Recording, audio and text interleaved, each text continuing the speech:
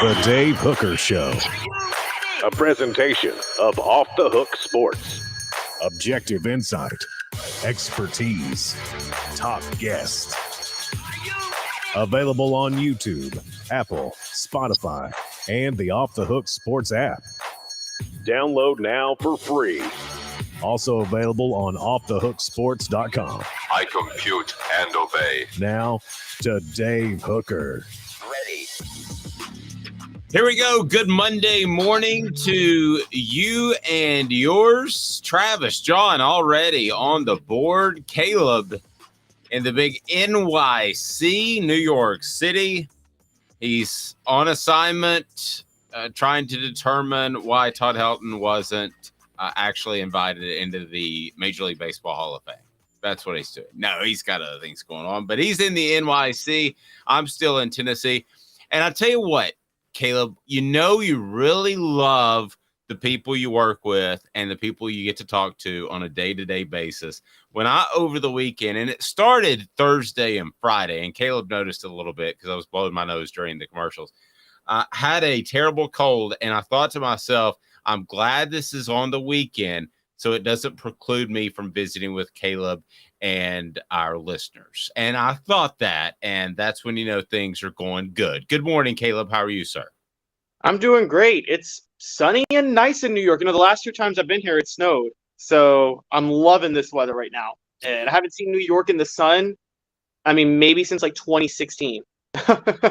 I had a trip recently to Massachusetts, and you can have the Northeast and keep it all to yourself.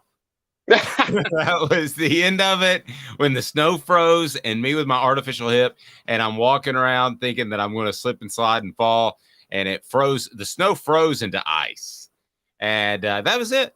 That was good. There's a debate about whether or not the Northeast starts in New York or after you get north of New York City, though. There's a legit debate if New York City's the northernmost part of the Mid-Atlantic or the southernmost part of the Northeast. That's fair. All right, boy, do we have a lot to talk about today. Over the weekend, Tennessee basketball against Auburn. Also, Jalin Hyatt and the University of Tennessee wants you to think that he ran just an incredible time in the 40. I'm not sure about that.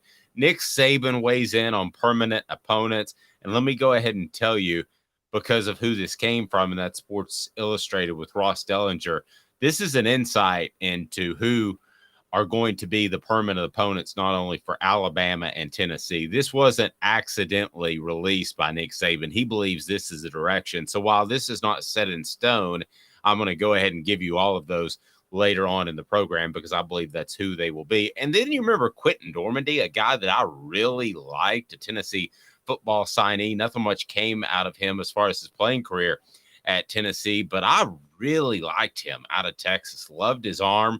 Well, he decides that it would be wise to give opposing teams in the XFL their plays. Not good. And is Georgia completely out of control? Blake Topmeyer with a great column on that over the weekend. We're going to try to get Blake on this week, but I say, yeah, they've got a discipline problem using Blake's words, and I think that he is absolutely right. But first, let's get it rolling. Let's turn to Tennessee's first game without Zakai Ziegler. The Vols lost to Auburn. I've kind of gotten a weird ebb and flow feel for this team. And Caleb, before the show, you said you didn't expect Tennessee to win either. I didn't either. And I thought that Tennessee would struggle to beat Auburn on the road. That was indeed the case. What did you make of the Vols, their effort, and the first game, what I call a hangover game without Zakai? Yeah, I thought they would struggle, and quite honestly, I've been so critical of Tennessee all year that people are going to be shocked by me saying this.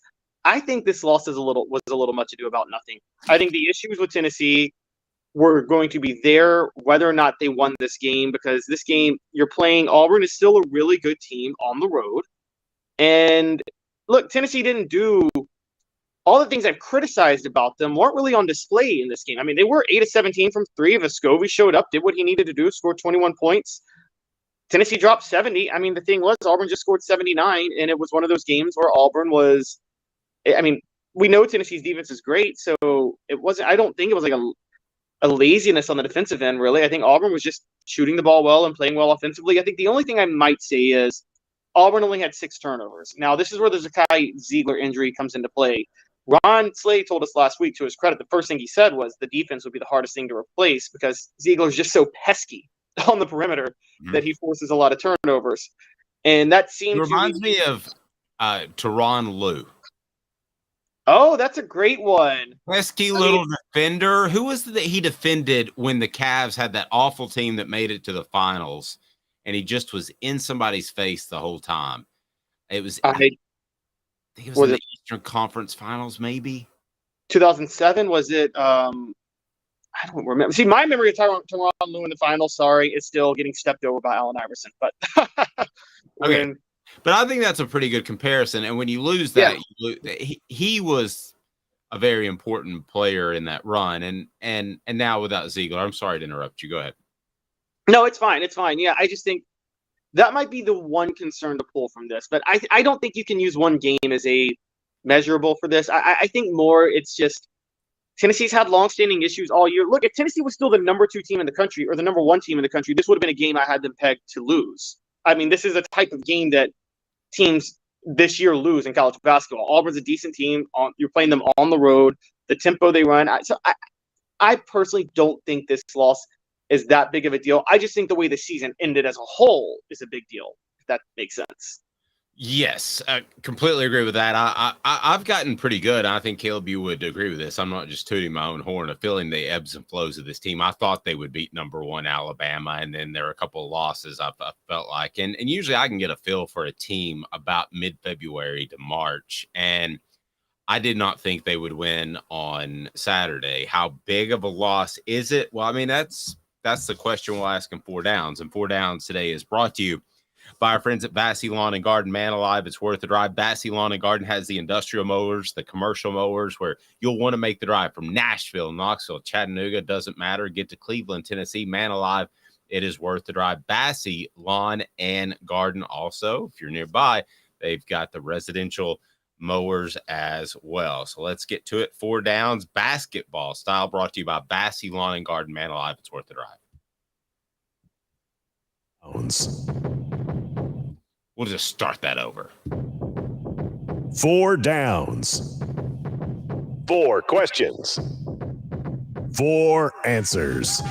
The Dave Hooker Show. 4 Downs. A presentation of offthehooksports.com.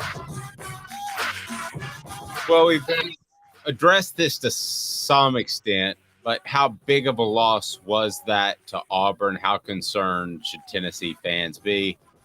I say not very. I think the way the season ended, as you mentioned, which is 4 wins in the last 10 heading into the SEC tournament, I think that's disappointing. But I don't think the loss on the road for senior day, and Bruce Pearl is going to get them up emotionally. I don't think that loss in and of itself is a major dent in what they can do moving forward. I agree. I don't think this loss by itself is a big deal. I think the only reason this loss is somewhat a big deal to people is because of how they ended the season overall. It's like when I was a kid, when I was a teenager, I one time got suspended from school for my cell phone going off. Remember those days when they still didn't let your cell phone? You have your cell phone in school. No, we didn't have a cell phone then, but go ahead. Okay, yes. Well, we did, but they didn't let you have them on you. My cell phone went off by accident. I got suspended from school for a day. It was really stupid. I was doing really poorly in school during that time. My mom was like, if your grades were up, this suspension wouldn't be that big of a deal. But they're not up. So it's a big deal. And that's exactly how this Auburn loss is. I like it. Can Santi Vescovi replace Zakai Ziegler? And I'm not necessarily saying at the 1 spot, bringing the ball up. I'm not saying an X's and O's standpoint, but he did score 21 points, 8 of 13 from the field, 5 of 9 from 3-point land. He has a little bit of fire to him. Can he replace Ziegler significantly enough for the Vols to move forward, not miss a beat with Zakai on the bench for the rest of the year? Not by himself. He can replace Ziegler offensively, but the one thing that we talked about was Ziegler's lack of defensive presence was missing on Saturday, or his defensive presence was missing on Saturday, and that's going to fall more on Josiah and Jemai Meshach than it is Santi Vescovi.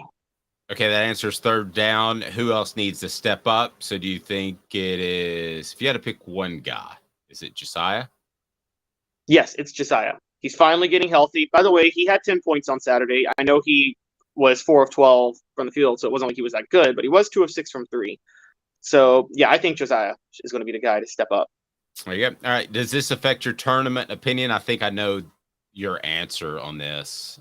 You and I both, not to be negative Nellies, as somebody posted over the weekend. I haven't heard that term used in about 50 years. But not to be negative Nellies here, but I hope, hey, listen, it's great for us if Tennessee makes the Final Four. It's great content. However, I don't see any better than a Sweet 16 team. And I'm not sure I see that at this point. Again, the tournament's magical. It can do all kinds of things. They could play in the national championship game. They could win it all. That's the way basketball is. But right now, nothing that happened on Saturday adversely or positively affected my opinion of what Tennessee basketball will do in the tournament. You? No, not at all. I'm right there with you. I don't think it's a big deal. I don't think it changes anything we thought about Tennessee entering the tournament. SEC tournament, this is a different story because now they're playing on Thursday, but that's a different story. Yep. All right, we'll switch gears. Yeah, they will play on Thursday. So how significant is that? Your play on Thursday? Not as significant to me because I think you and I both agree that they shouldn't even be trying to win the SEC tournament. Like, I think they should. I'm with you. I maybe don't purposely throw it like you suggest, but I say maybe don't play your starters or play them like 15 minutes. Throw it. Throw it. Throw the SEC tournament. I want the headline on this individual video to be why Tennessee should throw the SEC tournament. This one right here? Okay. Yes. Just chuck it, get a week's rest, and go into the NCAA tournament ready to roll. You got to agree with that. I mean, just chuck it. Who cares? If you're Rick Barnes, you don't have to tell anybody. It's just some subtle substitution patterns, and maybe you run something goofy, or I don't know. There's got to be a way that I just think Tennessee, listen, I think and I've said this for years, it's not because of this team. The SEC basketball tournament is a money grab. Okay. And the SEC tournament is about making a little bit more cash off of basketball. At the end of the day, I've seen teams that play in the championship game go entire to the NCAA tournament. I'm fine with throwing the SEC tournament. I don't know. Are there even rafters in individual coliseums and arenas around the SEC for winning the SEC tournament? Is that a thing? Oh, yeah. Yeah, that's a thing. Why? Because there's also rafters for making the NIT. Yeah, I guess there is. Or banners and rafters. There are rafters to hold the building up. And by the way, they're going to struggle to do that when Guns N' Roses plays in Thompson Bowling in mid-August. And you know who's going to be in the pit. I've already priced the tickets. So, yeah, I'm going to be pushing people around. These young kids like you, Caleb, that think they can hang with a real rock band. Yeah. Oh, Lord. Okay. Listen to your Taylor Swift. I like Guns N' Roses. I like Taylor Swift. But, I'm from the city that started crunk music, okay? And I was growing up when it was happening. So, I mean, we can handle it pretty rough. Okay. Well, what on the message board right now, tell me if you had to go to a Taylor Swift concert or a Guns N' Roses concert, which would it be? And I think we'll get more Guns N' Roses out of this group. What else? Yeah. Yeah. Okay.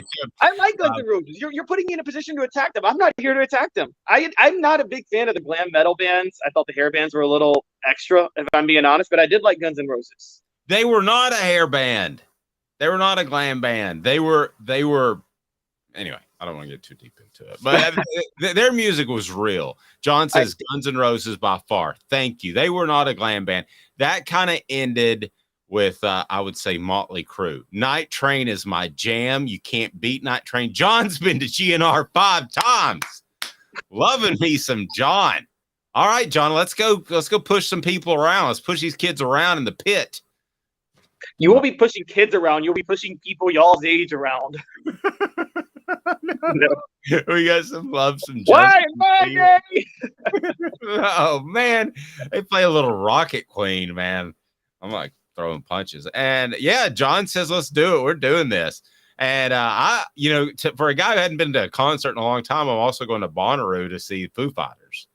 So now, admittedly, I asked a young lady if I bought her ticket if she would go stake out my area so I could go in late because I don't want to go there all day. That's too much for me, but I just want to show up when the concert starts. All right, so I want to talk Jalin Hyatt, his 40 time, and why I think it was disappointing. Although if you look at the NFL Network and you look at Tennessee's coverage, they had him running next to Julio Jones in this kind of where he's a shadow ghost, and Jalin Hyatt outruns him at the end. Well, Jalin Hyatt outran him at the end because Jalin Hyatt takes a little bit longer to get up to full speed. So his last 10 yards of the 40 are more significant. In the end, it was a 4.4 flat. Didn't get in the 4.3 range, which I thought he would. Hamstring made him pull out. He'll be at Tennessee's Pro Day on March the 31st, so he can take care of that if the hamstring was the issue. But here's the other thing. Julio Jones is like 220 pounds. Jalin Hyatt's 185 pounds. And to me, I thought a 4.4 flat was disappointing. And don't think that NFL defenders don't see that you could bump him along the way. Exactly right on the message board. And don't think for a second that defenders aren't going to see that you could bump him and slow down his top speed. Caleb, if I'm Jalin Hyatt, I'm not real happy with what happened in Indianapolis. No, I'm with you. I'm not either. And it's funny. We had Fred White on Friday, and he called you insane when you said you thought Jalin Hyatt was a bit of an overrated prospect, and his selling point for Hyatt was his speed. Well, if you're a wide receiver and your speed is your only selling point, then you need to be fast. You need to be faster than average. You can't just be fast. You need to be extremely fast because Jalin Hyatt's route running is not – honestly, there was nothing to prove. Nothing about his route running was a proven commodity when he played at Tennessee. The routes were very simple. You're right. He's not a tall receiver. He's not a physical receiver. We've talked 1,000 times over how Cedric Tillman is actually a better NFL prospect than Hyatt. Now, not hitting the 40 time the way you need. He is one of the guys whose 40 time actually legitimately matters. And he didn't. I thought he needed in the low 4.3s, not just 4.3s.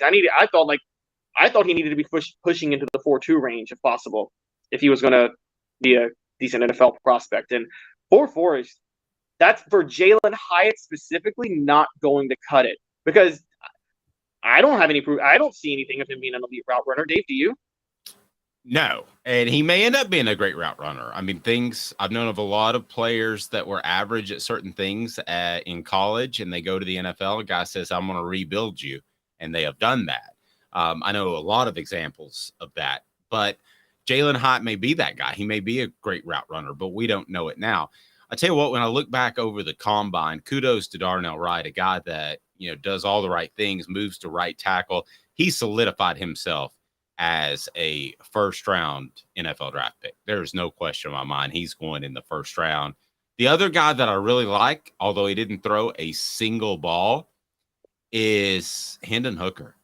Gets up there. The guy hasn't said the word me or I since he's been at UT, especially last season. It was so frustrating when he wouldn't want to talk about his own play. Please hit that like button, the thumbs up button. We greatly appreciate that. If you haven't subscribed yet, you need to do that now. But Caleb, Hendon Hooker gets up there and he says, "Hey, I can't help it if all my receivers are open and my first read's not open." Now, I know he's saying the right thing, Caleb, and I think this is a one-read, one side of the field system, but he's saying the right thing. He's saying that they move so fast that that's a lot to have to deal with from a quarterback's perspective. So there shouldn't be any issue with him handling the speed of the game or the complexity of the game. I loved it. I loved what he said over the weekend. Again, it was coached, but he brought up a lot of good points. And I think Hendon Hooker has helped himself just by being around and being in front of cameras and answering some of these tough questions. Because imagine if you had a ton of success at any level And Caleb, they said, it's all because of who you work for. It has nothing to do with you. It's all because of who you work for. That's why you had success. I'd have a chip on my shoulder. Yeah, I agree. I would too. And I'm with you. I think the intangibles that we've talked about Hooker's intangibles for the longest time. He's got great intangibles. And I think there's enough evidence in the NFL now where it's not like the 90s or the 80s, where in the NFL now, even if you're a system quarterback, if you have certain abilities, then NFL teams will be able to tailor their offense to what you can do. I think, and also they can kind of rework you. Look, I'm going to invoke the name. I'm not saying Hendon Hooker will be this good. For people who don't remember, Aaron Rodgers was a system quarterback coming out of college. Jeff Tedford was a system coach in Cal. And Green Bay, that's why he had to sit for 3 years. Green Bay had to rework his footwork and everything like that. Well, then he became a Hall of Fame quarterback. And that's why he wasn't drafted until, the 27th pick, too. Yeah, it was really low. Yeah, and that's why when people are like, oh, the 49ers had just drafted Aaron Rodgers. Well, if the only reason he worked in Green Bay is because they spent 3 years having to retool his fundamentals. And they may not have done that in San Francisco. And so, yeah, and now more teams, more NFL franchises are like Green Bay than they are San Francisco now from back then, where more NFL franchises, they work with quarterbacks to try to retool what they can do. Patrick Mahomes was a system player, ran the air raid, never had a winning record, I don't think, at Texas Tech. Andy Reid drafts him, sits him for a year, develops him, and then he's already, we may be watching the greatest quarterback ever in real time right now in Patrick Mahomes. So, and Hendon has all the intangibles that you would think that he's going to be able to adapt to that. He was able to adapt to a new system with Josh Heupel. That was vastly different than what he ran at Vol Tech. I think he's helped himself tremendously, and it's by being a little bit selfish and a little bit defensive, and I think that's cool. I'm down with that. Yeah, I totally agree. And it's coaches are selfish and defensive all the time when they defend what they've done. And so why can't quarterbacks? Josh Heupel, when he was hired, was asked, why did UCF regress every year under you? And he really defended what happened, about injuries and key issues and things like that. And he really defended the fact that his legacy of following Scott Frost and still having to maintain the success he had. If coaches can do it, why can't players? Yep. Elias says Hendon has to be talked about relentlessly by some folks that are interested in taking a risk on someone with room to grow, right? Yes, I think he does. And I think he will be talked about those guys. And he's a guy that everybody's going to look at partially because of the ACL, which those are non-factors nowadays. ACLs back in the day were a huge monstrous factor, but they're really not unless you get a bad surgery, which happens about 1 in 10,000 times. And that's not going to happen. And with Hendon in particular, yes, you have to look at the room to grow. But could he step in and play? Let's say he's 100% recovered from the ACL. Could he step in and play tomorrow in the NFL with an off season? Yeah. I think he could. Would he benefit from sitting a year like you mentioned? Absolutely. But listen, Hendon Hooker's a smart guy. With an off season to prepare, he's going to be ready to play. I don't know that it behooves him to play immediately, but could he? Yeah, I wouldn't rule him out. I wouldn't either. I could easily see him playing. I don't think he'd be good his first year if he played with just one all season, but I think he could do it. And, we've seen some bad quarterbacks play this past year. So, I know you're not a fan of him, but it's like, if the Cowboys can retool their offense mid-season in 2016 to fit Dak Prescott after Tony Romo was supposed to be their starter, NFL, we have enough evidence that NFL offenses can adjust quickly and quarterbacks can adjust quickly. That was proof right there. I agree completely. And the other guy that helped himself, I want to get to, brought to you by AndyMasonRealEstate.com. AndyMasonRealEstate.com in Knoxville. Man, over 40 years of experience. AndyMasonRealEstate.com has the best prices, the best service. There's nothing like AndyMasonRealEstate.com for your real estate needs. Make sure you reach out to Andy if you're buying or selling a house. The other guy that helped himself, as you smash on that like button and be sure that you have subscribed. The other guy that helped himself, Byron Young. I don't think there's any question about that. We talked a little bit about that last week. I have a different view of him all of a sudden, and was talking to somebody over the weekend that knows both players. And he's a tough guy to kind of quantify. And this guy wanted to be sure and said, I'm not comparing him to this guy, but a little bit, maybe a little bit of a poor man's Leonard Little. That was pretty. And he said, I don't want you to use that. That I did. But maybe I'm not going to write it. I've got another comparison. I'm going to have former Vols up later today that these guys compared to. But even to be discussed in that context is pretty strong. And I think it's because he's able to dip his shoulder. He gets low. He doesn't lose speed when he's running almost parallel. I like Byron Young. I did not realize he was as explosive as he showed up at the combine. Yeah, and Fred Wright brought up a really good point that, like, he was still actually relatively raw when he was producing at such a high level for Tennessee for 2 years, which, in my opinion, I always thought the opposite with Byron Young. I thought Byron Young lacked certain athleticism, which kept him from getting a high-profile scholarship anywhere, but just was, really solid fundamentally and things like that. But I'm hearing the opposite, which is incredible, because that means there's huge room for him to grow. And so you're seeing real potential with Byron Young.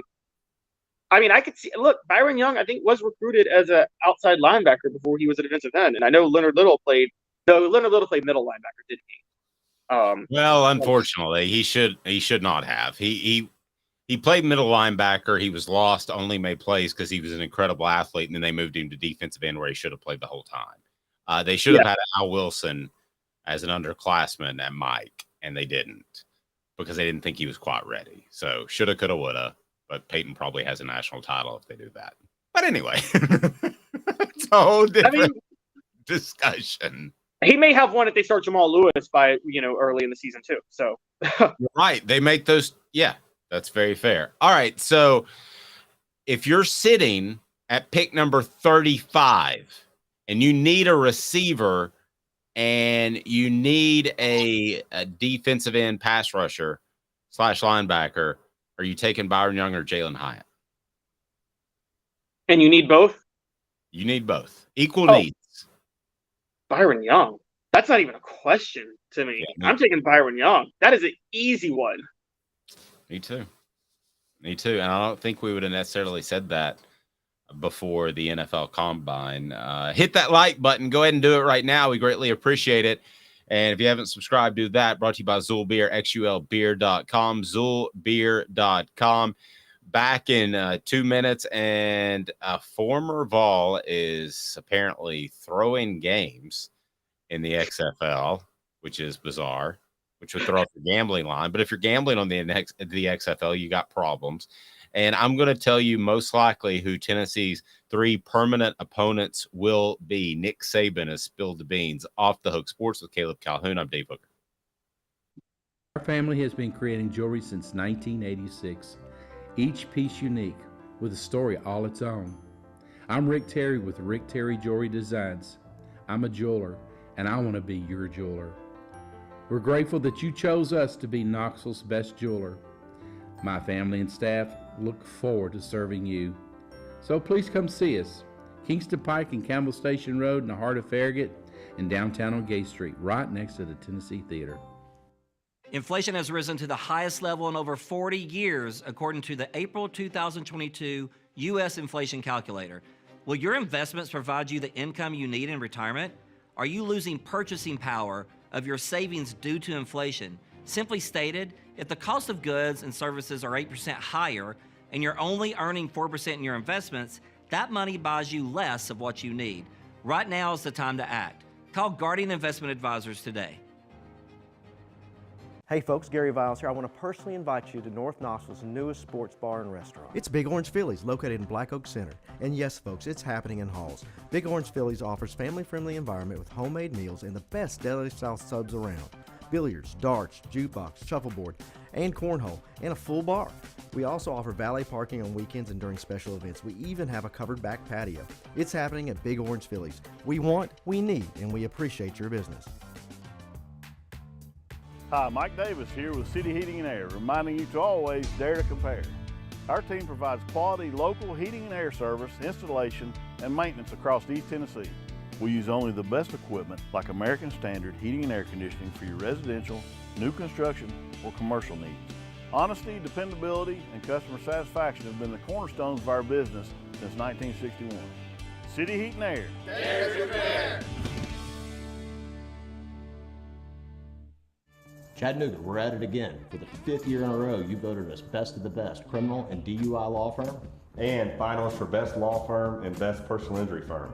Thank you for the love, Chattanooga. We won't let you down. Do you want to own the more that owns every job? Then get to Vassey Lawn and Garden in Cleveland and get you a Toro. I'm David Vassey, here to talk to you about Toro.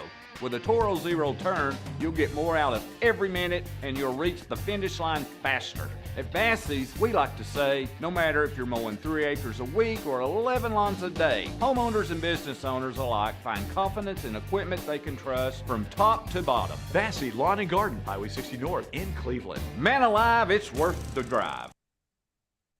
Got cataracts? We can fix that. Never miss another moment. With a little help from Doctors Campbell, Cunningham, Taylor, and Hahn at cctis.com. Who's this guy? Hello, Wizard. The Dave Hooker Show, a presentation of Off the Hook Sports, YouTube, Apple, Spotify, and the free Off the Hook Sports app. Back to Dave Hooker. So I believe Nick Saban spilled the beans. Click the like button, be sure and share, and comment on who you think Tennessee's permanent opponents should be, because I'm going to tell you who I strongly believe they will be. So is it Ross Dellinger of Sports Illustrated? That's his name, correct, Caleb? Yes. I think he does a very good job. And Ross spoke with Nick Saban, and Nick Saban, I guess it was Friday afternoon, came out and detested the fact that it appeared as if Alabama had their permanent opponents set, and those would be Auburn, Tennessee, LSU. Now, I look at it from a historical perspective, and I don't see how it could be anybody else. It's got to be Alabama, Auburn, right? I mean, that they're in state. They have to be permanent opponents. I mean, duh. And it's got to be Alabama, Tennessee, because Tennessee and Alabama are one of the great fixtures in all of college football. I've said that from the get. Now, he doesn't like it because Tennessee's better now. And then it's got to be LSU, because if you want to go back even before my time, that was just slightly before my time. That was considered the great rivalry of the time and what is now the SEC West, essentially. In the western side of the conference, it was Alabama, LSU. For those that don't know and just follow Tennessee, Nick Saban going to Alabama after coaching at LSU and having success was the ultimate kick in the you-know-where to LSU fans. So let me give that some historical perspective. There's a lot of hate there. There's a lot of vitriol there. So to me, Alabama, of all of the teams out there, is the most simple. And Nick Saban can complain all he wants to, but he's also called himself a purist at times, Caleb. And if you're a purist, then Alabama's 3 permanent opponents have to be Auburn, Tennessee, LSU. And I don't understand how he could argue against that. He might not like it because Tennessee is good again, but I bet you if 5 years ago that these were the 3 permanent opponents, he's probably like, oh, okay. Yeah, no big deal. Or let's say 4 years ago, Ed Orgeron's on his way out, Tennessee's still finding themselves. He doesn't have as much of a problem with it. Now he's got a problem with it because Tennessee and LSU have great coaches in place. So I disagree. I agree with you on one thing. I think, and this is a big, I actually think I might write this later, but every Tennessee fan should be happy that Nick Saban is complaining about this, because that means that he knows Tennessee's about to be good, or is going to stay good. I still distinctly remember Nick Saban vociferously defending Derek Dooley as a head coach, and we all know why he was doing that. And he, as we've talked about before, coaches will only defend other coaches who are doing a terrible job at their school because they like that those coaches are there. And I don't think LSU's as necessary. And I'm a historian. I understand your point about the rivalry. I got to be honest, Dave, I think that hate's a little one-sided. I think that's like Tennessee Ole Miss back in the day. Remember, Ole Miss hated Tennessee, and they played every year. And so Peyton Manning going to Tennessee was a gut punch. But let's be honest, Tennessee never really cared that much about Ole Miss. Even with the whole Archie Who, Steve Kiner moment where Ole Miss won 38-0 in 1969, Ole Miss cared about Tennessee a lot more than Tennessee cared about Ole Miss. I actually think Alabama and LSU is a rivalry you could nix. I think we're just seeing that now because we're seeing Alabama under Nick Saban versus LSU, who's going to be a powerhouse program under Brian Kelly. We want to see them play every year. But, Alabama's played Mississippi State more than they played Ole Miss historically. I'm sorry, more than they played LSU historically. Okay. So I think I actually am with Nick on the fact that you could nix that rivalry. Again, I would, because my proposed format that I'm doing would nix that rivalry anyway. Because I told you, I want to just keep the two divisions, move Alabama and Auburn into the East, and you don't have any permanent cross-divisional opponents from the East and the West. And because I don't think Alabama, LSU, if you got to cut a rivalry, look, Tennessee and Florida was a rivalry that stopped the college football world in the 90s. I still don't know a rivalry that stopped the college football world the way Tennessee-Florida did in the 90s, or came close to that level of magnitude. That rivalry is going to go with this new system, and I don't think any of us have a problem with it because we know Tennessee can't play Florida every year if you just have three teams. Okay, well, let's turn to that. I do have a problem with it. I've got a big problem with it. I've got a big problem with South Carolina being the permanent opponent. I've got a big problem with us trying to manufacture and push down a South Carolina rivalry down Tennessee's fans' throats.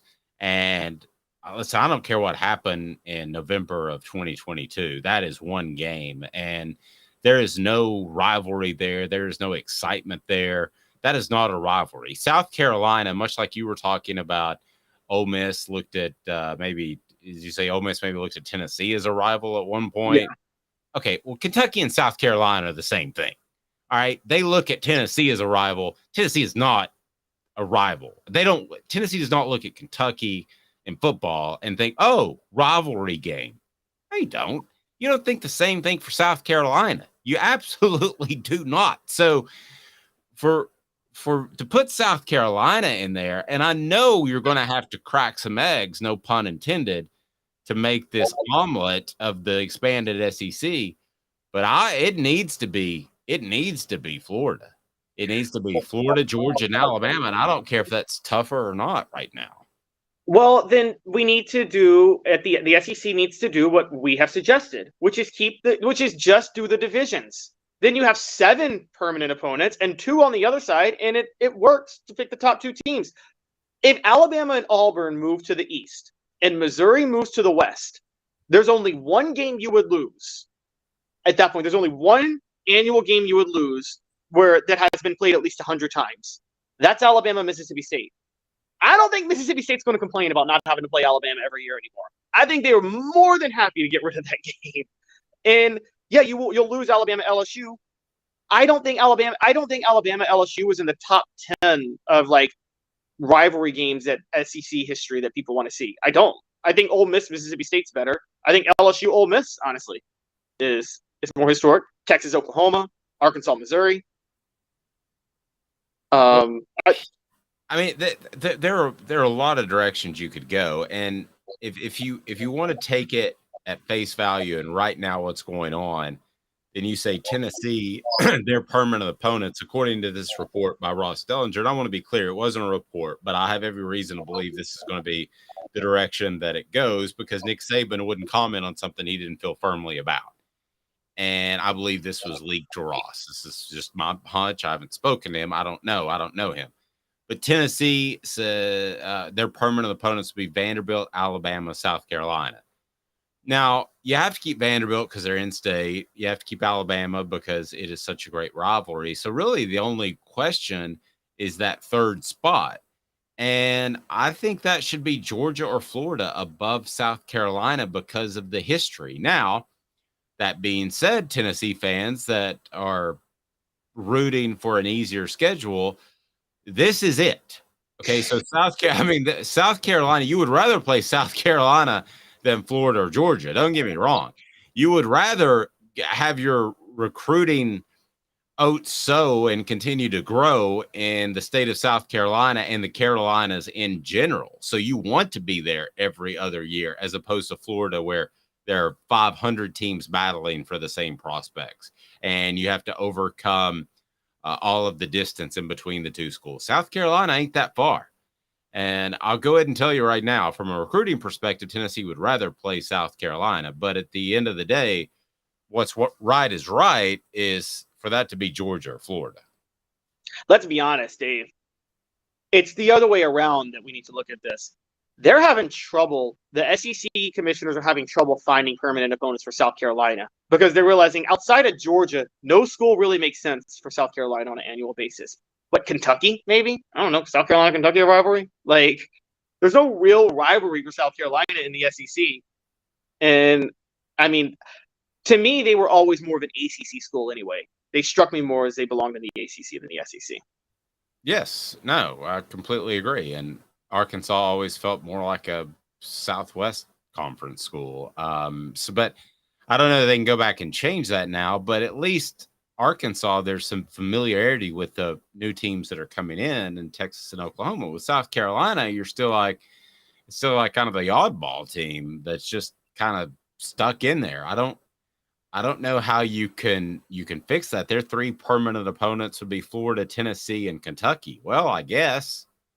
I mean, they played them more, but when the SEC goes to 32 or 40 teams, and they have a bunch of 8-team divisions, which they're going to do, as you talked about, then we'll see it make sense because the SEC is going to add like the North Carolina schools, Clemson, Virginia schools, and then you'll put South Carolina in a division with them. Yeah, I mean, okay, let's just put it this way. Somebody in your family is dumb, and they don't understand that you don't schedule a wedding during football season, but they scheduled a wedding, and you've got to sell a pair of tickets, okay? The first ones you're going to sell for SEC tickets are going to be Vanderbilt, okay? That's the first ones you're going to sell. The next is South Carolina. I mean, it is. I mean, who wants to go to that game? By comparison to Georgia, Florida, those are gone. It's disturbing. You're right. South Carolina historically is a game where a Tennessee player gets to set some records and go down in NCAA lore. Whether that be Gene McKeever scoring 5 touchdowns in 1929 or T. Martin completing 23 straight passes in 1998. A lot of passes out in the flat. Yeah, and a lot of screen passes there, Caleb. I get it, but the thing that's so funny, that really speaks to how bad South Carolina was that year. Because there was a lot of passes out in the flat, and T. Martin still had 4 touchdown passes, and Tennessee still scored 49 points. We're not that far removed from Brad Scott going 1-10 at South Carolina. So Tennessee should not have a rival that has ever gone 1-10. So you're known as the resident Joe Milton hater on this show. I think you're a way bigger Shane Beamer hater. It's not a hate thing. I don't think, and I like Joe Milton. Okay. But I just think that he's going to get overcome by Nico at some point. Now, as far as Shane Beamer, I think he's going to be coaching at Sewanee one day. Who would you rather hire as a head coach, Shane Beamer or Les Miles? Oh, I would take, at this day and age, I would take youth. I would take, for the recruiting perspective, I would take youth. Travis says those games will make us soft. Thank you, Travis. Thank you. Because here's the thing that Fred White said. You want to play the toughest games. Now, I could have countered with Fred, you don't want to play the toughest games because if you play the toughest games, then you could lose and be out of a 4-team playoff or a 2-team championship game. Guess what? That's not happening anymore. You've got a 12-team playoff now. You can lose 1 or 2 of those games and still make a 12-team playoff. You could almost load management in football with a 12-team playoff. I mean, no, okay. I'm actually with you. But the thing is, like, okay, Clemson is still going to have the easiest road to this 12-team playoff that they're going to be in every year in the ACC and that ridiculous schedule. So then there'll be so much. It's not about how many you can lose. It's how fresh are you with the playoff. I mean, look, let's call it what it is. Clemson's won 2 national titles because they were just fresher than everybody else in the playoff because they didn't actually have to play anybody to get there. And I mean, that's always been my argument. Like when Boise State would beat like a Power 5 team every now and then, I'm like, yeah, they can do that one game with the month to prepare when they're at full strength. Can they do that week in and week out? No, they can't. And so that's my thing. I get your point, but nah, I'm sorry. You want to play the easy schedule? Take the easy road. Look at Clemson. They got 2 national titles without it, guys. No. Clemson's got 2 titles. How many does Tennessee have the last? Clemson has more national titles the last 2 years than Tennessee has the last 25. Clemson has more national titles since 1952 than Tennessee. They got 3. Tennessee's got 1. Portions of the program brought to you by the official craft beer of Off the Hook Sports. It's Zulbeer, xulbeer.com. They've got parking downtown. It is phenomenal beer, worldwide award-winning craft beer, Zulbeer, xulbeer.com. Elias says I could see a 9-3 SEC team squeezing in at some point. I promise you, Elias, that is going to happen. That's absolutely going to happen. In the college football, the reason I know you're like this, Dave, I'm not. The reason I liked the Bulls back in the day, everything will be wrong with college football when a 3-loss team wins the national title. I don't like it. I didn't like it when a 2-loss LSU team won the national title. That just didn't look right to me when they did. And when a 3-loss team wins, it's going to look uglier. Okay, let's look at so right now, I'm going to go based off the AP because they know what they're talking about. The coaches poll is just throwing darts.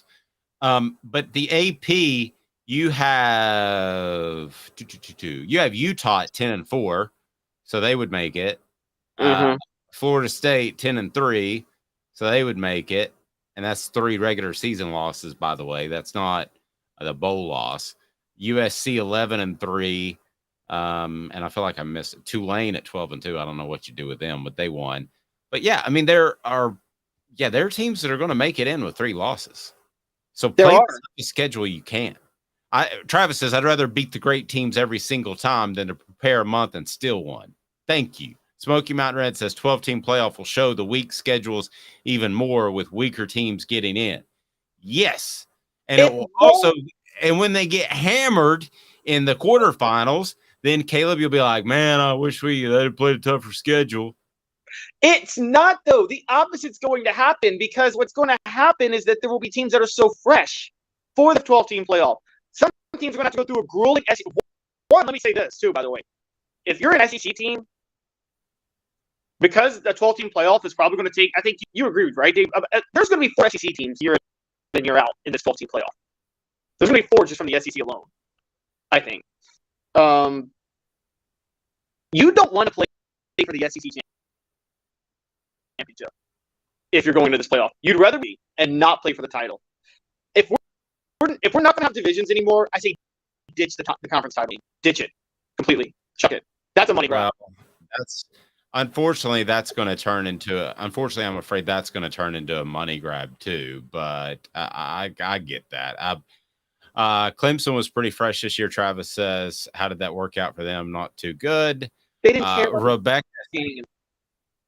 Well, they didn't. I mean, that's true. But Rebecca says, think about TCU, weak schedule, get to the Natty, got destroyed. But they did advance to the national championship game. So I see where you're coming from, Rebecca. But to get there, I thought said a lot about TCU. John said, you mean like the South Carolina game? This year we were so much better than that, and they spanked us. TCU was fresh as Georgia. SEC teams in the playoffs are only limited by the number of at-large spots. Amen. There are no automatic qualifiers. There are going to be 4 SEC teams in the college football playoff on a fairly regular basis. Yeah, they take the top 6 conference champions and then the 6 at-large bids. The SEC is going to have an automatic bid with the conference champion, and they're going to have 3 of the 6 at-large bids every year. I agree. All right, so this is a little disappointing. It's not often we get to talk about Pete Rose on the program as we focus on football, but this is Pete Rose-ish. This is disturbing, and it came from a former Vol who I was very high on. First, I want to remind you, go to crafttreats.com. Crafttreats.com. Use the promo code OFFTHEHOOK. That's the promo code OFFTHEHOOK. Get 20% off CBD-infused pet treats for your dog or cat. Helps with the arthritis, helps with anxiety, and helps with digestive issues as well. They've got non-CBD there as well. The pet treats are holistic and great for your pet. Again, use the promo code Off the Hook. That is Off the Hook. And you will absolutely be ecstatic with your pet, and your pet will be ecstatic. Tail flipping all around, cat acting like it actually likes you a little bit, but it doesn't. It just wants the treats. Are you a cat guy at all, Caleb? No, I'm not. I was a cat guy. I wasn't a cat guy because I determined that I was allergic to them. And now the doctor told me allergies could come and go. So now I'm a cat guy because I guess I like snobby people. Quentin Dormandy, what the H? What the? What was he thinking? Release the hounds. The Dave Hooker Show. Keep cool. A presentation of OffTheHookSports.com. Yeah, I'm not sure we're talking about a great resurrection for Quentin Dormandy's career happening in the XFL. But to get caught handing over plays to opposing teams, if you haven't heard about this, dial your ears in a little closer here for just a moment. Because, Caleb, he was handing over plays to the other team. Now, you can say, oh, it's just the XFL. No. There is something to be said about a person that would undermine his teammates and his brothers. I don't care if you knew him for 6 weeks in the XFL or you knew him for 6 years in the NFL. It doesn't matter. This is highly disturbing, and it does make me wonder if there's any chance he did that at Tennessee, because if you'll do it at one place, you'll do it at another. So let's be fair up front. He denies it, and he has technically been reinstated by the XFL since this happened. But yes, I think he did it because I don't think the Guardians would just cut him out of the blue. And I think you're the same way. You're right there with me on that. And let's go back and remember what happened in 2017. Josh Dobbs is gone. Quentin Dormandy is named the starter. Dormandy wins the first game against Georgia Tech, the luckiest win. They had no right winning that game, quite honestly. I'll never forget that. But Dormandy actually played well in that game. Played like complete garbage 2 weeks later against Florida. Played even worse against UMass. Like, they barely beat UMass 17-13. Butch Jones then latched up. UMass. Yes. I toured UMass with my son. I did not see a football field. And they may have one, but I didn't see it. I mean, it was after UMass the following Tuesday where Butch Jones gave us all the lecture on this is what we expect from our media guys, and then proceeded to lie to us about Shaq Tuttle falling on a helmet. and proceeded to berate reporters to the point that 2 of them got out of the business altogether. Wow, I did not know that they got out. See, I wish I were in that press conference. I might have said something that got me fired back to his face. But so then they lose to Georgia 41-0. Bye week happens. Butch Jones wakes the switch from Quentin Dormandy to Jared Garantano. I think it was a desperation move to try to set Garantano up to fail because it was starting Garantano at South Carolina. Keep in mind, this was South Carolina's best team under Will Muschamp, and Will Muschamp, whatever you think about him, was a great defensive coach at the time, had a pretty good defensive mind. And Tennessee's offense got inexplicably worse after the bye. Like, way worse. And you have to wonder if this happened. Okay. So, yeah, it's fair to wonder, especially UMass. I mean, for goodness gracious, you should hammer UMass by 35 points if you're an SEC team. And other than maybe Vanderbilt, okay? So you benched Dormandy to go to Garantano, right? Right. Is there a chance they found something out? I was more under the guise of maybe is it possible Dormandy was bitter about being benched and then he was given the playbook to other teams at that point? Well, maybe we can just go ahead and throw out random speculation, which is fun. But when you do this, I mean, that follows you around forever. Somebody said that he could try to get a job at Target and this would follow him around. Yeah, it will. You Google him and it's going to follow you around forever. Yeah, giving company information. And Garantano stayed for 9 years. The problem with this is I think if you would do it at one place, you would do it at the other. And here's the other thing. Now, I'm not saying he did it at Tennessee, okay? But the UMass game I always thought was weird. And I will say this. Butch Jones is the type of coach that instead of saying, wow, this is out there, you're off the team, you don't have to say he was feeding UMass the playbook or anybody else, but you get him off the team, right? But if you were to cut a significant player in the middle of the team, there would be questions. Butch Jones is the type of coach that would say, instead of being in on the quarterback meetings, we need you to go stand in that dark closet over there. That's what he would do, and he would cover it up.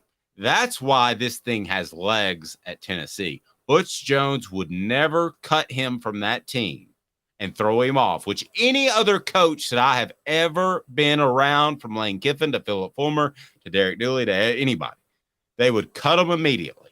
Don't be around this team. That is disgusting. Butch Jones would cover it up to make himself look slightly better. Yeah, that doesn't surprise me. That doesn't surprise me that he would do that. I'm kind of with you. He probably would. Let's do the reverse. If we think Quentin Dormandy did do this, Dave, would you really care if you were selling out Butch Jones' playbook to other teams? If you were playing for Butch Jones, do you really feel motivated to win for him? That's the other thing. He was an abusive sociopath. Okay, so yeah, no, absolutely. And I think I've told this story with you before, but I had a player's dad call me and said, Dave, I want you to know the backstory in case something happens. This is kind of like a situation where somebody threatens your life or something.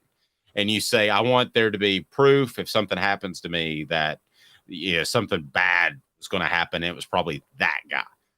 A player's coach called me and said he called him I'm not going to use the verbiage, a GD something during practice. This player is this guy's son, and said, we are very, very Christian, and we are very, very strong in our beliefs. And if he ever uses that language again, I'm going to be real honest with you. I don't know that my son's going to be able to withhold the anger. And if he gets charged with assault, I just want you to know that this is the baseline before it ever happened. And that's the type of guy that you wouldn't mind cheating on. That's the type of guy that you don't care to withhold and up, I guess prop up would be the best word. That's the type of guy, and that's who Butch Jones was. Yeah, and ask his former assistants, many of whom have nothing nice to say about him anymore. I mean, he had assistants leave for lesser jobs all the time at Tennessee. It was a massive. Okay, so when Derek Dooley lost his staff members from 2011 to 2012, they were worried that they knew the writing was on the wall that he was going to get fired and they needed to find other jobs. You remember that whole staff coaching? Yes. Butch Jones was having staff members leave like on a rotational basis before then. From Mike DeBoer to Mike Bahayakin to John Jancic to Zach Azzani, and like almost all of them were lateral moves. Mike DeBoer was Butch Jones' offensive coordinator and then left to go become the offensive coordinator at Indiana. Who leaves for the same position at Indiana? Honestly. Nobody. I thought that was a huge red flag at the time. Elias says if Jones had been coaching under current transfer rules, ... Well, I go ahead and tell you a lot of kids would have left. That's the ... Kids left when he was there before the transfer rules. A lot of kids were leaving. Yeah, that's your magic ellipses there. There's no magic at Campbell Cunningham Taylor Hahn. There's just great coverage of taking care of your eyes, and they're all over the Tennessee area, especially Knoxville, with their regular vision centers. But they also have LASIK surgery that will take care of your vision. My distance vision is completely taken care of. Working on my up close, and man, Campbell Cunningham Taylor and Hahn is fantastic. Their follow-ups, they care about you. They're not just bringing in doctors from anywhere. If you have any type of surgery that you need whatsoever, it's Campbell Cunningham Taylor and Hahn. When it comes to your eyes, they take care of you, and they're local. That's a big deal. Why Georgia has a big problem, but Kirby Smart's not admitting it. In 2 minutes, Off the Hook Sports with Caleb Calhoun. I'm Dave Hooker. Sun, sand, and salt water, the beach is a very relaxing place. Unless you wear contacts. Ow! Open your eyes to the best the beach has to offer with LASIK vision correction from Campbell Cunningham Laser Center. Do you want to own the more that owns every job? Then get to Vassey Lawn and Garden in Cleveland and get you a Toro. I'm David Vassey, here to talk to you about Toro. With a Toro Zero Turn, you'll get more out of every minute and you'll reach the finish line faster. At Vassey's, we like to say, no matter if you're mowing 3 acres a week or 11 lawns a day, homeowners and business owners alike find confidence in equipment they can trust from top to bottom. Vassey Lawn and Garden, Highway 60 North in Cleveland. Man alive, it's worth the drive. Hey folks, Gary Viles here, Viles Automotive on Calhoun Drive. I've been selling cars here in East Tennessee for 27 years. In that time, I've come to realize it's not about the car. It's about you, the customer. So I'm here to take care of you just like family. Good credit, bad credit, you name it, we can get you taken care of. If we don't have it, we can find it for you. We go across the country to get any vehicle that you want. And here at Viles Automotive, we don't believe in fake numbers. We just give you great deals. And as always, we want, we need, and we appreciate your business. Hi, Mike Davis here with City Heating and Air, reminding you to always dare to compare. Our team provides quality local heating and air service, installation, and maintenance across East Tennessee. We use only the best equipment like American Standard heating and air conditioning for your residential, new construction, or commercial needs. Honesty, dependability, and customer satisfaction have been the cornerstones of our business since 1961. City Heat and Air. Dare to compare. Chattanooga, we're at it again. For the 5th year in a row, you voted us best of the best criminal and DUI law firm. And finalists for best law firm and best personal injury firm. Thank you for the love, Chattanooga. We won't let you down. Our family has been creating jewelry since 1986, each piece unique with a story all its own. I'm Rick Terry with Rick Terry Jewelry Designs. I'm a jeweler, and I want to be your jeweler. We're grateful that you chose us to be Knoxville's best jeweler. My family and staff look forward to serving you. So please come see us. Kingston Pike and Campbell Station Road in the heart of Farragut and downtown on Gay Street, right next to the Tennessee Theater. You're listening to The Dave Hooker Show, a presentation of OffTheHookSports.com. The internet is full of pictures of each and every one of you. Available on YouTube, Apple, Spotify, and the Off the Hook Sports app. Download now for free. Is there nothing you people can't do? Also available on OffTheHookSports.com. Some new people jumping on board, so please hit that like button. We appreciate that. If you haven't subscribed yet, you got to do it. We'll have Cooper Mays coming up this week. We'll have Jacob Warren. Some good videos of them where we had an opportunity with the offseason just kind of talk to them as people and players. And also have a major announcement coming up that we're excited about, putting some final touches on a new feature on our YouTube channel. So be sure you hit that subscribe button and turn your notifications on if you're listening on the audio platforms. And we have the app, so you can download the app on Android or Apple. Super easy, but be sure and turn those notifications on because it's more than just weekdays at 10 Eastern. It's a lot more than that. We're going to continue, and we're excited. And Caleb, by the way, is in New York City, and he's scouting out top prospects. New York City has a lot of ties to Tennessee football recruiting. Jared Garantano announced his commitment in Madison Square Garden, I think. And then you had Hendon Hooker and Cedric Tillman that were up there this past offseason talking about how much NIL money they could make. And nothing speaks to a prospect like how much money they can make.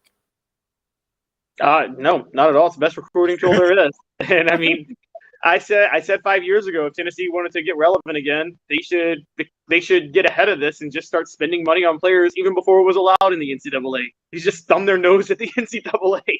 And, you know, there would have been a few other schools join. You would just have Tennessee, Texas, and Florida play each other every year, and they'd be the only three schools that anybody cares to watch because all the players would go there. I love it. All right, so a question about Jalin Hyatt, and it said Smoky Mountain Red said Hurd would have owned the rushing title at Tennessee, so something was going on. Alvin was better, but still, what kid wouldn't want that record at any school? Well, they Hurd, from my understanding, wanted to move to another position because he thought it would best suit him in the NFL. Now, why did Kamara not play more? Well, I think Jalin Hyatt is paid. I think that's the problem with pay. That's ultimately the problem with paying players, is because they say, well, if you don't play me, then I'm going to tell that you paid me. Yeah, don't have as much proof on that. I think that more was, look, Jalin Hyatt was Butch Jones's first real recruit to sell that. You talked about all the time. He tried to sell what he was doing on the recruiting trail, like ahead of anything else, and went out of his way to call recruiting services to bump the star ratings of people, which sounds like they would be more than happy to do for Tennessee because Tennessee has such a big following on these websites. And we knew at the time Jalin Hyatt was not a great fit for Butch Jones' system anyway, but Butch Jones didn't care because the stars were there and he could sell that, what he's doing on the trail. So there was a lot of politicking going on with that. Kamara was better. Jalin Hyatt also, I'm not going to defend him. I mean, I don't know if you guys know that his mom would trash Kamara, like, publicly. Like, that. There's some craziness. There's some bitterness on Jalin Hyatt's end, too. So I'm not really going to fully defend him. Very much. Travis says, just smash the like button. Are you too good to press the like button? Come on, in the Chris Farley voice. Come on! I can't really do Chris Farley, but I did watch a good interview with David Spade and who was the other guy? I can't remember. Dana Carvey, about who would be your all-star cast. So if you had to choose the wild guy, would it be Belushi or would it be Farley? The wild guy in your all-star SNL cast, Belushi or Farley? I mean, I wasn't, honestly, it was a little bit before my watching SNL time. I have to be honest with you, but from what I know, I'd probably go Farley. I'd love to disagree with you, just better content, but yeah, it's Farley. And I love Belushi. The Blues Brothers is a great, great movie. But all right, today's tough question brought to you by City Heating and Air Conditioning, cityheatandair.com. Integrity matters. Chase saying, love the channel, and the Vols keep up the great work, Dave. We appreciate it, and the rest of your team. It's Caleb. I'm just the window dressing. And at Vintage Orange. But Chase, I need to tell you, be sure you subscribe to Off the Hook, because I know we're on both channels. You need to be sure and subscribe to the Off the Hook channel on YouTube. I know that's a little bit confusing, but we're confusing. So today's tough question brought to you by City Heating and Air Conditioning. Integrity matters. cityheatandair.com. Today's tough question. Take a side. Take a stand. The Dave Hooker Show, a presentation of offthehooksports.com. If I can, let me give you a little bit of history on your national champions, the Georgia Bulldogs. So you may know that they've won 2 national titles. I would be sure that you've known that, actually. And then you may also know that Jalen Carter was recently arrested for drag racing, which I thought got a little bit old when I was like 18. But anyway, Jalen Carter, with everything on the line, actually like 16, became at least the 3rd member of Georgia's football 2022 national championship team to be charged with reckless driving. A 4th was charged with DUI, and a 5th was alleged to have gone 34 miles over the speed limit when he was arrested. In total, 9 Georgia players have been arrested in the last 13 and a half months. So today's tough question is, I don't even think it's if or does Georgia have a discipline problem, but how bad is their discipline problem? You phrase it however you would like, Caleb, but they've got a discipline problem. They've got a huge one, and we know the Jalen Carter drag racing event is connected to, unfortunately, a fatality. I believe of another Georgia football player, right? Yes. So police charged Carter, this is Wednesday, for reckless driving and for drag racing January the 15th with UGA recruiting staffer Chandler LaCroix. So you've got more than one that are involved, and I'll continue to get the rest of them. From downtown Athens at about 2:30 a.m. When she crashed a Ford Expedition being rented by UGA Athletics on Barnett Shoals Road. Police say she was going 104 miles an hour. She and offensive lineman Devin Wilcott died. Her blood alcohol limit was 197.197, which is more than twice the legal limit. So first, prayers to those 2 families. I can't possibly even imagine. But when you have 3 people that or within your football program, actually it would be 4. You have to say this is a systemic problem. You have a team, not literally a full team of 85 players, but you have a team of people, Caleb, that are going out and hitting the clubs and getting hammered, and then they think it's a good idea to go drag racing after that. That is a lot of bad, stupid decisions made all at once. I don't have sympathy for anybody that gets a DUI that results in somebody's death, but it's one thing to say, hey, I had too much, I was just trying to get home. It's another thing to say I'm going to go over 100 miles an hour and race somebody. To me, those are two very different things. Both I hold in high disdain, but those are both troublesome. And that's a group of people. That's not one person who went out on his own. Caleb, I think they got big time issues. Big time issues. I do. I think the bigger part of the issue is that Kirby Smart is pretending they don't have issues. And I think that, Dave, I know you covered Tennessee late 90s, early 2000s. Look, the undoing of Tennessee football, there were a lot of things that caused it, but they had a lot of people getting in trouble. And it was called do you remember the Fulmer Cup? Yeah, but that's funny because that was created by a Florida fan the same year Urban Meyer was hired in Florida. And so But it was still kind of appropriate because Tennessee was having so many people get in trouble. Yeah, they had like 11 arrests, like one all season.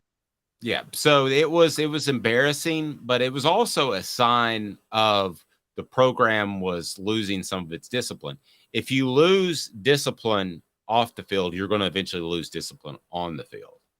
And that's also going to affect recruiting. You and I talked about this 2 weeks ago, how Colorado in the 80s and 90s had such a good football program because players who would have gone to USC, their parents wanted them out of Compton, and their parents wanted them out of Southern California. That happened all the time. Mm-hmm. You know, when you start getting these issues, parents of certain players who might have issues are going to try to steer them. They're not going to want them in that environment on those teams when it comes to recruiting, and they're going to steer them away. I think that's absolutely what happened to Tennessee. Right after that 2004 wave of arrests in 2005, their 2006 recruiting class was awful. I mean, god awful.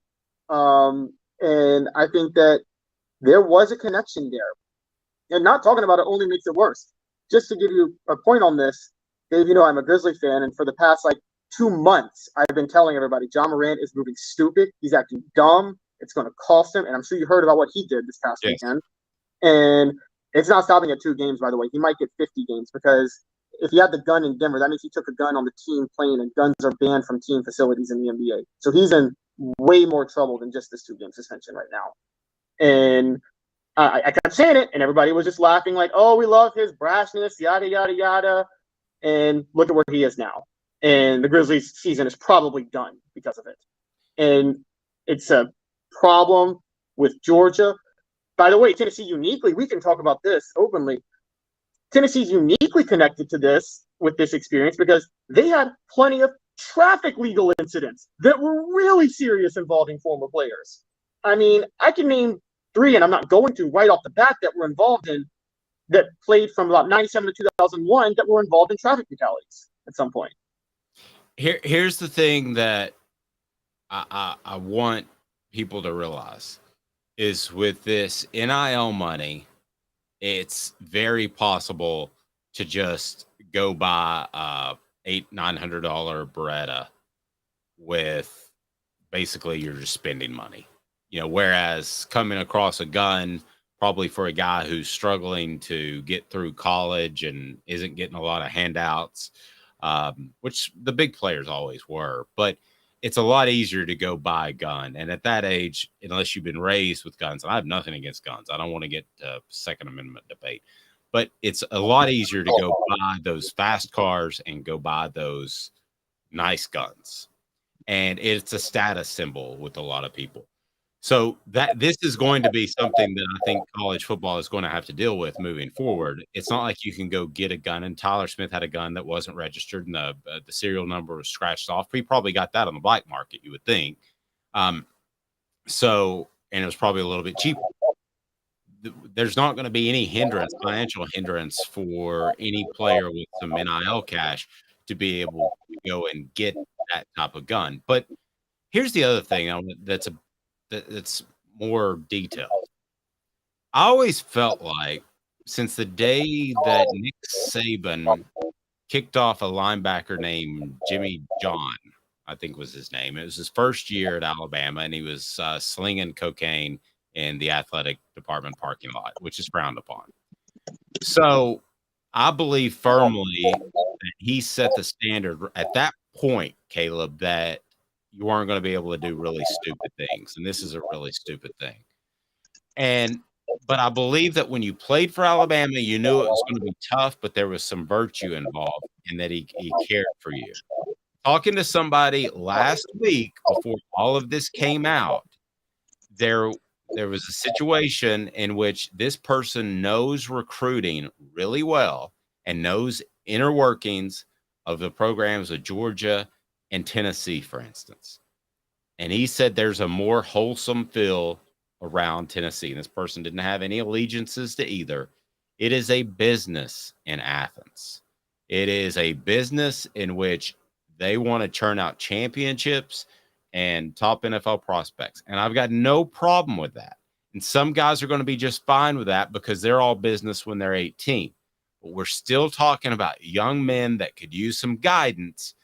And I'm going to be really frank with you. I think that this, if Kirby Smart doesn't address it, could be a serious, serious issue. Now, if he keeps winning, nobody cares. But at some point, these issues continue to mount up. And Caleb, that to me, if I'm a Georgia fan right now, is deeply concerning.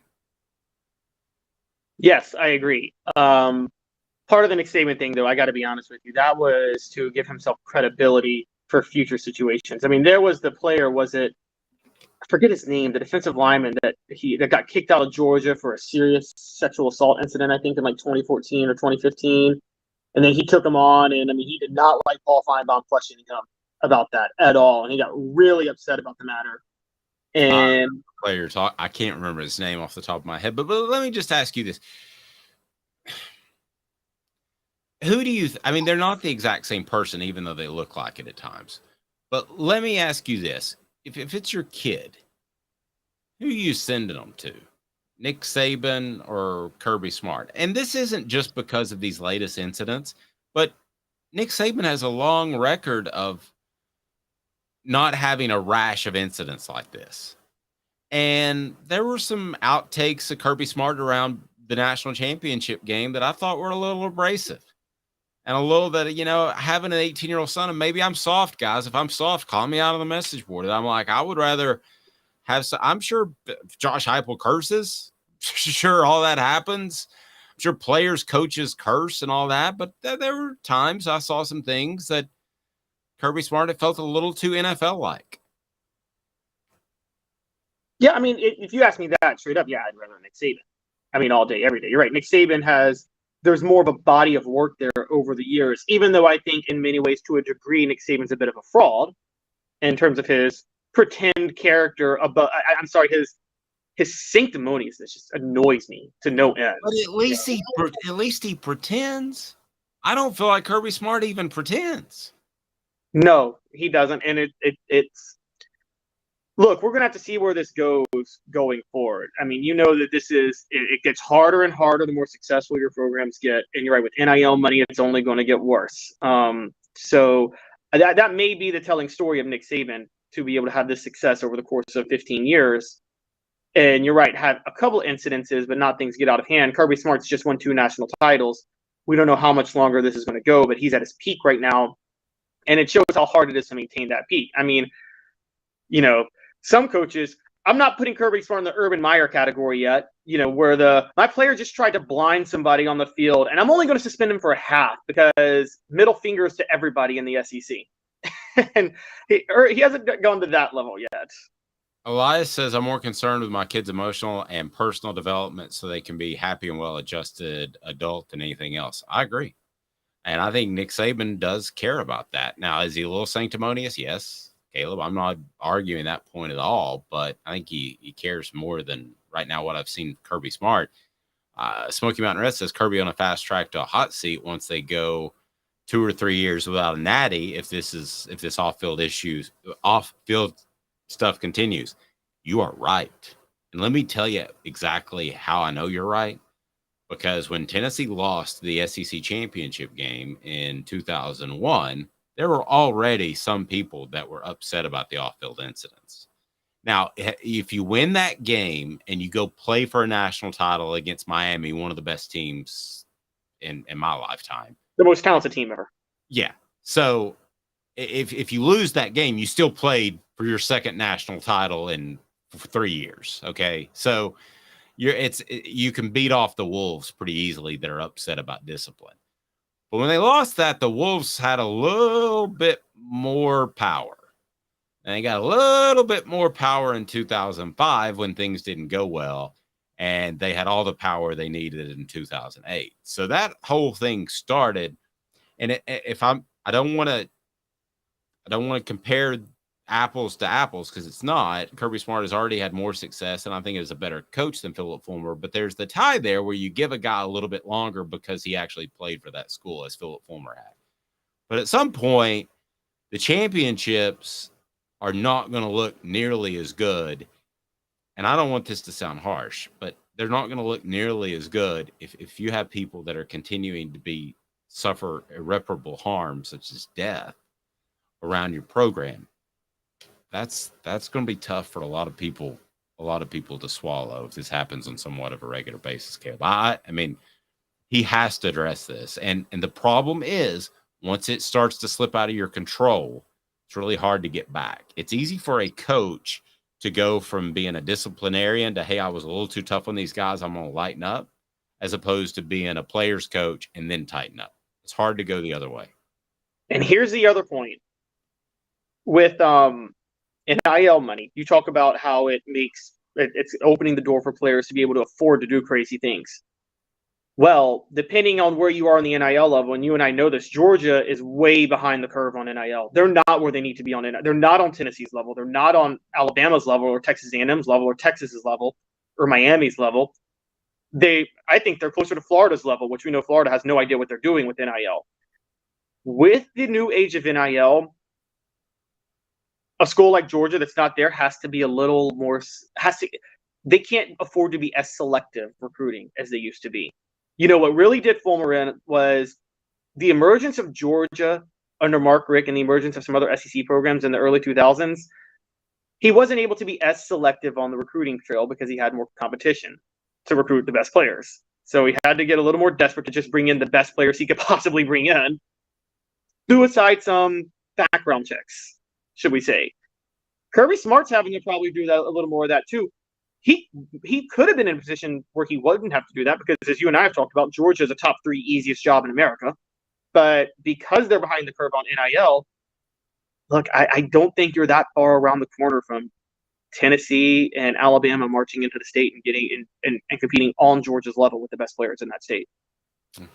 Great stuff. Please hit that like button if you haven't already. If you haven't subscribed to the Off the Hook channel on YouTube, you got to do that. We got the app. Turn your notifications on so that you can get the very latest. It's more than just the daily show at 10 a.m. weekdays Eastern time. He's Caleb Calhoun.